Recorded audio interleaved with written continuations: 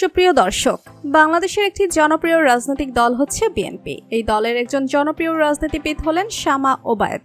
শামা ওবায়েদ দেখতে যেমন সুন্দরী, ঠিক তেমনি অনেক বুদ্ধিমতী। তাই তো শামা ওবায়েদের ব্যক্তিগত জীবন সম্পর্কে জানার জন্য সকলে আগ্রহী। তাই আজকের এই ভিডিওতে আমরা শামা ওবায়েদের ব্যক্তিগত জীবন সম্পর্কে আলোচনা করব। বিস্তারিত জানতে ভিডিওটি না টেনে শেষ পর্যন্ত দেখতে থাকুন। বিএনপির একজন জনপ্রিয় নেত্রী হলেন শামা ওবায়েদ রিঙ্কু।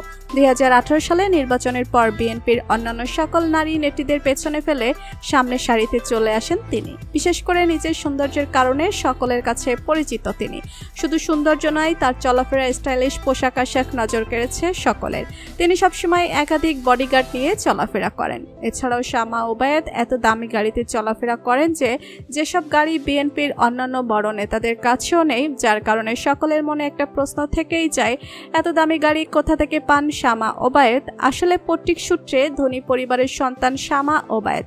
তার বাবা ছিলেন বিএনপির সাবেক মহাসচিব। শামা ওবায়েদের স্বামী হলেন রাজশাহী বিশ্ববিদ্যালয়ের সাবেক ডিসি ছিলেন। এছাড়াও পেশায় তিনি একজন বড় ব্যবসায়ী। তিনি রিয়েল এস্টেট ব্যবসায়ী।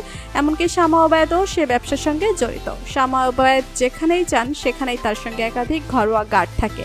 এমনকি তিনি যে ব্র্যান্ডের গাড়িটি ব্যবহার করেন সেটির বাজার মূল্য প্রায় 2.5 কোটি টাকা। শামা ওবায়েদ দেশ ও দেশের বাইরে বিপুল পরিমাণ সম্পদের মালিক। বাংলাদেশে তার একাধিক বাড়ি রয়েছে। ছোটবেলা থেকেই প্রচন্ড মেধাবী ছিলেন শামা ওবায়েদ।